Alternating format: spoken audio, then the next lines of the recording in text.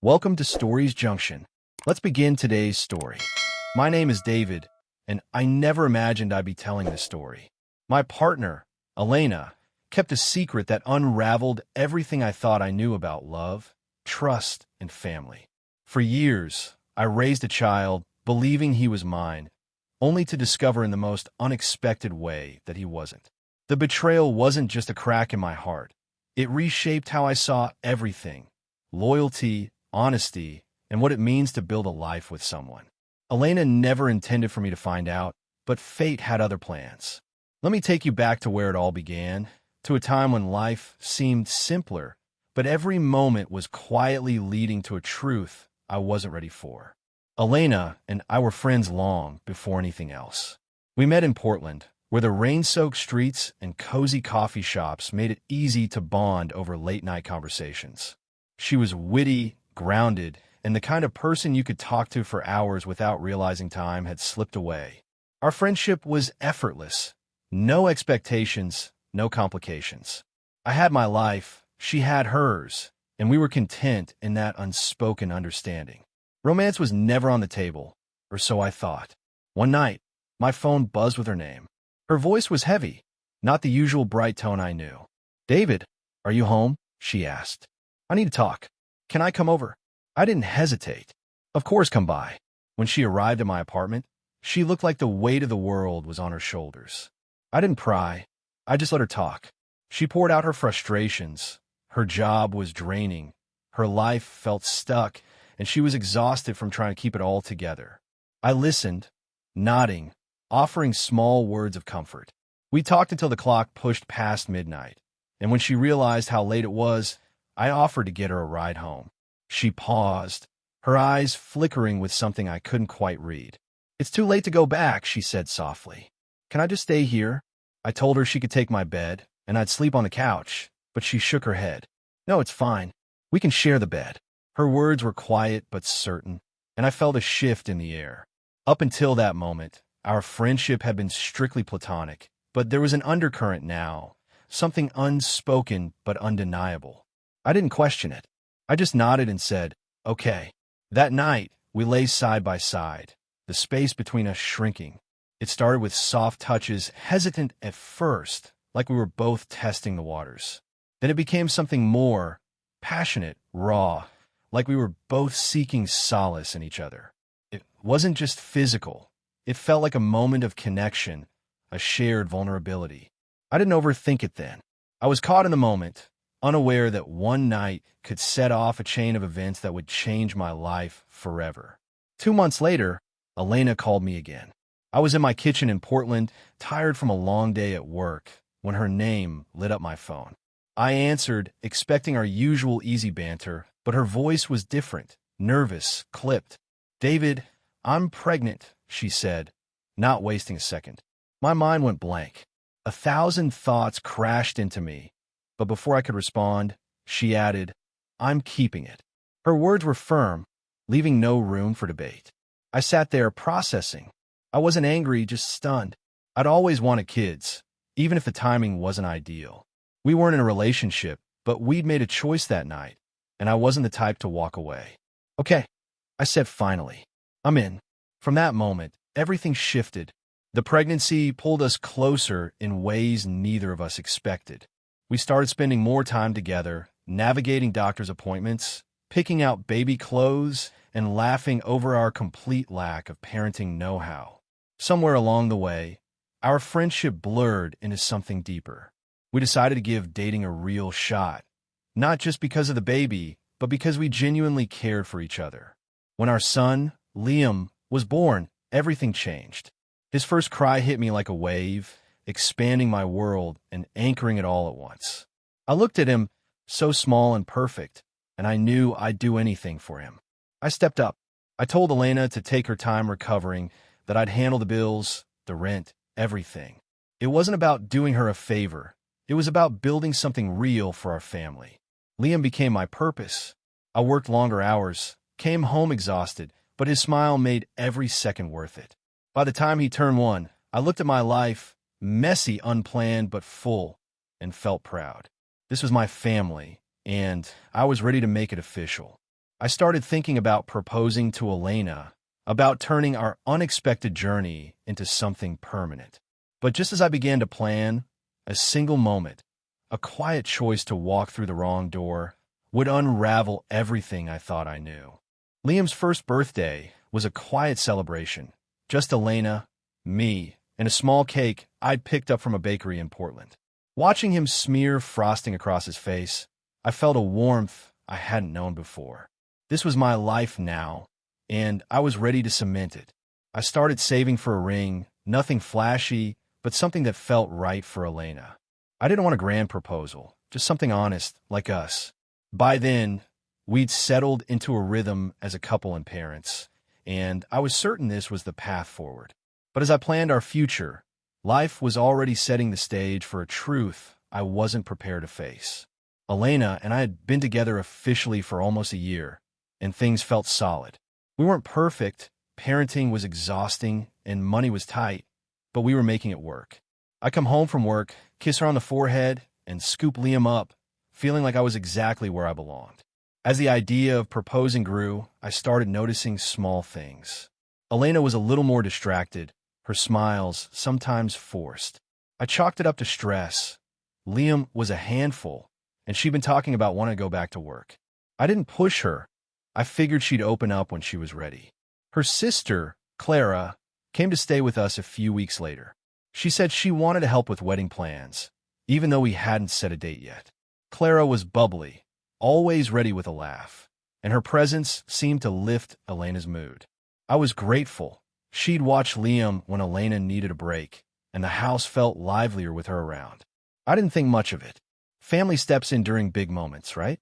I come home from work and find them chatting, Liam toddling between them, and it felt like everything was falling into place. One evening, I decided to take a walk after dinner.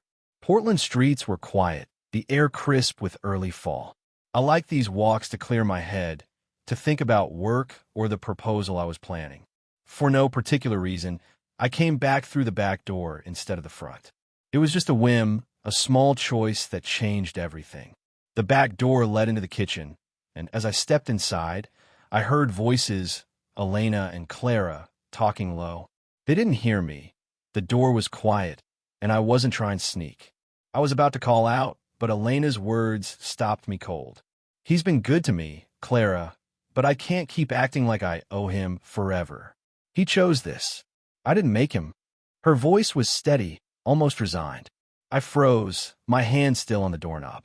Clara's voice came next, softer but clear. But does he even know he's not Liam's father? My heart dropped. The air felt thick like I couldn't breathe. Elena's response was quick, almost dismissive. No, and he doesn't need to. What's the point now? I stood there, rooted to the spot, as their words sank in. Liam wasn't mine. Elena had let me believe had built our life on that lie. My knees felt weak, but I didn't move. I couldn't. If I walked into that kitchen, I didn't trust what I'd say or do. Instead, I backed out silently, closing the door as quietly as I'd opened it. I walked to my car, got in, and just sat there, staring at nothing. My mind was a storm. Every memory, every moment with Liam, every sacrifice I'd made, now felt like it belonged to someone else's life. That night, I barely slept. I slipped back into the house late, acting normal when Elena greeted me the next morning. But I couldn't unhear what I'd heard. A part of me wanted to confront her, to demand answers, but another part needed proof. What if I'd misunderstood? What if there was some explanation? Deep down, I knew there wasn't, but I had to be sure. I went online and ordered a home DNA test kit. It felt surreal, like I was betraying my own life by even considering it. When the kit arrived, I waited until Liam was napping. My hand shook as I swabbed his cheek, careful not to wake him.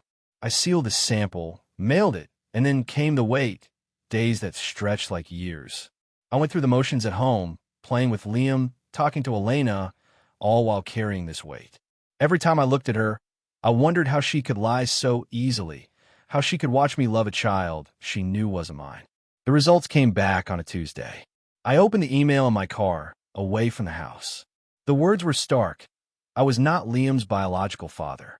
It wasn't a surprise, but it hit like a punch. I didn't cry. I just sat there, numb, as my world cracked open. The life I'd built, the love I'd poured into Liam, the trust I'd given Elena, it was all built on a lie. And the worst part? I had no idea what to do next. How do you confront the person you love when they've rewritten your reality? What comes after a betrayal this deep? The DNA results stared back at me from my phone screen, cold and final. I wasn't Liam's father. The words felt like they belonged to someone else's life, not mine. I sat in my car outside our Portland apartment, the engine off, the world muted. Everything I'd built with Elena, every late-night feed, every diaper change, every laugh with Liam, felt like it was slipping through my fingers. I couldn't pretend anymore. Couldn't keep living a lie I hadn't chosen. But confronting Elena meant dismantling the family I'd loved, and I wasn't sure I was ready for that. Still, I knew I had to face her. The next morning, I waited until Liam was playing in the living room, his toy cars scattered across the floor. Elena was in the kitchen, humming softly as she washed dishes. The normalcy of it made my stomach twist. I took a deep breath, walked over, and placed the envelope with the DNA results on the counter. "Open it," I said, my voice steadier than I felt. She turned, her brow furrowing. "What's this?" she asked, drying her hands. I didn't answer, just repeated, "Open it." Her fingers hesitated as she tore the envelope open. She unfolded the paper, and I watched her face change. Her eyes widened, her lips parted, and then her whole body went still. She knew I knew. Her gaze met mine, already brimming with tears. Before I could say anything, she started sobbing, collapsing onto a stool. "David, I'm so sorry," she choked out. I didn't want apologies. I had one question burning in me. If I hadn't overheard you and Clara, would you ever have told me? She looked down, her hands covering her face, and that silence was louder than any answer. Finally, she spoke through her tears. "You were there for me when I needed someone. You said you were okay with it, that you wanted kids. I thought it didn't matter anymore." Her words stung. I had said I was okay with it, but that was when I thought Liam was mine. She let me build a life on a lie, twisting my commitment into a trap. "You let me believe he was mine," I said, my voice low. "You took that choice from me." Elena tried to explain, her words tumbling out. How she'd been scared, how she hadn't known what to do when she found out she was pregnant, how she thought we could make it work. But none of it erased the fact that she'd lied for nearly 2 years, letting me love a child under false pretenses. I looked at Liam, still playing, oblivious, and my chest ached. I loved him, but every moment of that love now felt tainted. "I'm done," I said, my voice flat. "The wedding's off. I want you to pack your things and leave. Take Liam with you." Her sobs grew louder, but I couldn't stay to hear more. I turned and walked out the front door, needing air, needing space. The Portland rain hit my face, cold and sharp, but it couldn't wash away the betrayal. For the next few days, Elena stayed in the apartment, probably hoping I'd change my mind. I didn't. I slept on the couch, avoiding her as much as I could. Liam's laughter, once the highlight of my day, now felt like a knife. I couldn't look at him without seeing the lie. I told Elena if she didn't move out, I'd take legal steps to make it happen. She knew I meant it. By the end of the week, she packed her things and moved to Clara's place across town. The apartment felt empty without Liam's toys, without her presence, but it was a relief to be free of the pretense. I thought that was the end of it, but I was wrong. A week later, I got served with papers. Elena was suing me for child support. I stared at the envelope, disbelief turning to anger. I just uncovered her lie, and now she wanted me to pay for a child who wasn't mine? The audacity was a fresh wound, deeper than the DNA results. I tore open the papers, my hands shaking. She was claiming I'd acted as Liam's father, that I'd signed a birth certificate, that I owed him support. It felt like she was punishing me for her deception. I called a lawyer the next day, a guy named Tom who'd been recommended by a coworker. He listened as I poured out the story, my voice breaking at times. "We'll fight this," he said, his tone calm but firm. "But it won't be easy." He explained that because I'd signed a birth certificate, the court saw me as Liam's legal father, regardless of biology. The system cared about the child's stability, not my betrayal. I felt like I was drowning in unfairness. How could the law hold me responsible for a lie I didn't create? We prepared for court, gathering everything we could, the DNA results, the timeline of events, even my account of the overheard conversation, though it wasn't recorded. I clung to the hope that the truth would matter, that a judge would see the injustice. But as the court date loomed, doubt crept in. What if the system didn't care about my side? What if I was trapped in a role I'd been tricked into? The thought of facing Elena in a courtroom, of fighting for my freedom from her lie, was overwhelming. And yet, something in me refused to give up. The courtroom felt suffocating. A small room in a Portland courthouse with flickering fluorescent lights and worn wooden benches. I sat beside my lawyer, Tom, clutching the DNA results like a lifeline. Across the room, Elena avoided my gaze, her lawyer whispering in her ear. The child support hearing was my chance to tell the truth, to lay bare the lie that had upended my life. I naively thought that once I explained everything, how Elena let me believe Liam was mine, how I found out by accident, the judge would see the betrayal for what it was.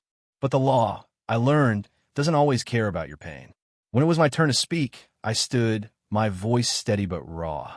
I told the judge how Elena and I had been friends, how one night changed everything, how I'd stepped up when she said she was pregnant, believing I was the father.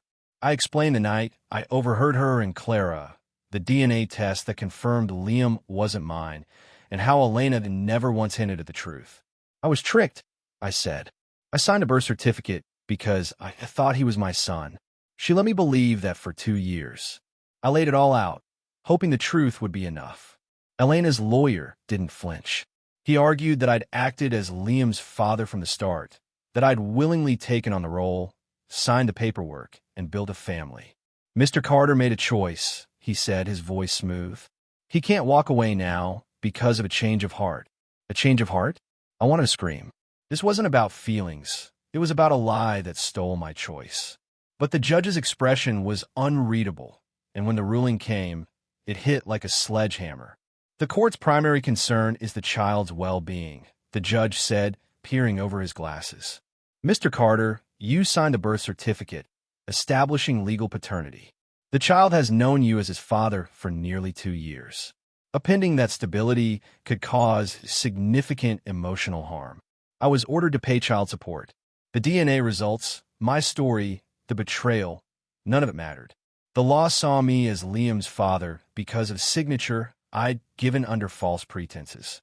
I left the courtroom, fury burning in my chest.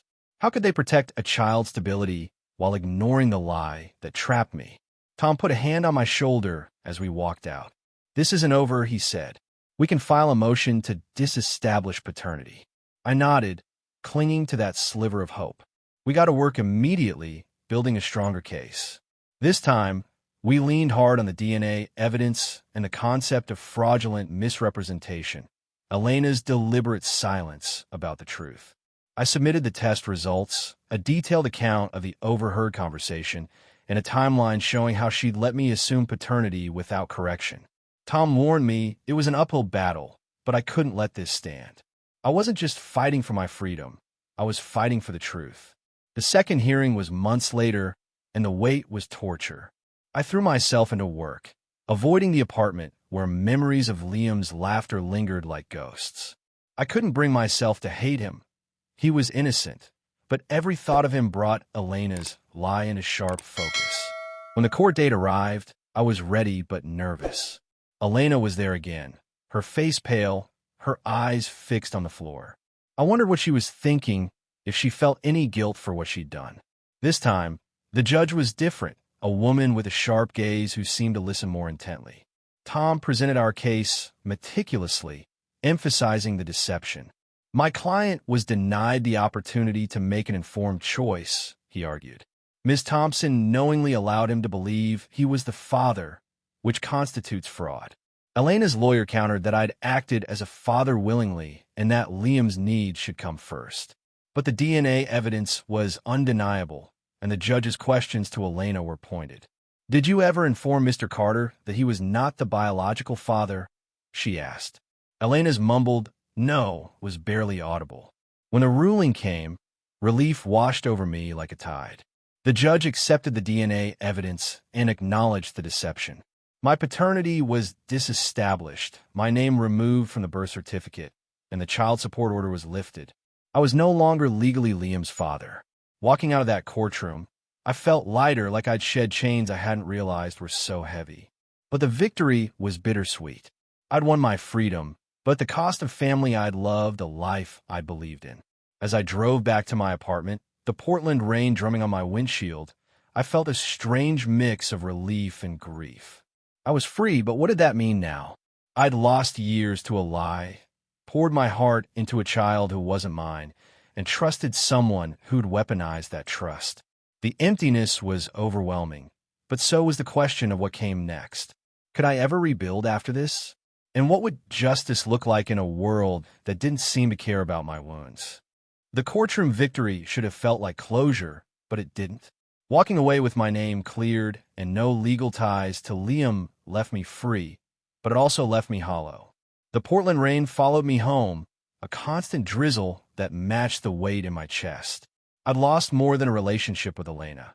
I'd lost years of my life, money poured into a home that wasn't mine, and a trust so shattered I wasn't sure I'd ever rebuild it. The law had finally sided with me, but it couldn't erase the betrayal or give me back what I'd given to a lie. I wanted justice, something to balance the scales, but I was about to learn that some wounds don't heal in court. I sat down with Tom, my lawyer, a few days after the ruling. I was angry, restless, and needed to know if there was any way to hold Elena accountable. Can I sue her for lying to me? I asked. For paternity fraud, emotional damages, anything? Tom leaned back, his face grim. He explained that in Oregon, paternity fraud wasn't recognized as a legal cause of action.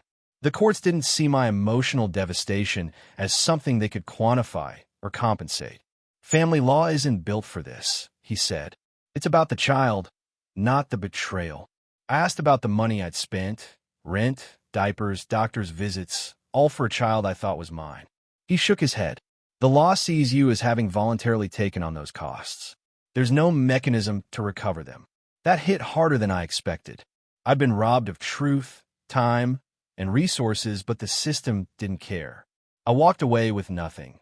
No compensation, no apology that could undo the damage, just an empty apartment and a heart full of scars. I cut all contact with Elena and Liam completely. I didn't want to know where they were or how they were doing. The love I'd felt for Liam, so real and fierce, was buried under the weight of Elena's lie. I couldn't look at his face in my mind without seeing her deception. It was easier to let them go, to let that chapter of my life close. The months that followed were quiet but heavy. I threw myself into work, took longer walks through Portland's foggy streets, and tried to rebuild a sense of self. Friends reached out, but I didn't want to talk about it. How do you explain a betrayal that deep? I started seeing a therapist, someone who let me unpack the anger and grief without judgment. She helped me see that Elena's lie wasn't just about Liam. It was about control, about making choices for me that I had every right to make myself. That realization didn't fix the pain, but it gave me something to hold on to, my right to the truth. I learned lessons the hard way, ones I carry with me now. First, don't rush into responsibility without asking the hard questions. I stepped up for Liam because I thought it was right, but I didn't verify the facts. I let love and duty blind me, and that made me vulnerable. Second, trust your instincts. That night in the kitchen, when I heard Elena's words, my gut knew the truth before my mind caught up. I ignored it first, hoping I was wrong, but my body was trying to protect me. And third, love isn't enough if it's built on lies. Elena's tears, her apologies, her justifications, they were all manipulation dressed as emotion. Real love doesn't hide the truth. It respects you enough to lay it bare. Now, as I sit in my quiet apartment, the Portland skyline dim through the window, I wonder what you'd do in my place. Would you have confronted Elena that night in the kitchen? Would you have fought the courts as hard as I did, or let it go? Maybe you've been through something like this, or maybe you're in it now, unaware of a lie waiting to surface. My story isn't just about betrayal. It's about what happens when you demand the truth, even when it costs you everything. What would you give up to know the truth? And what would you do when you found it?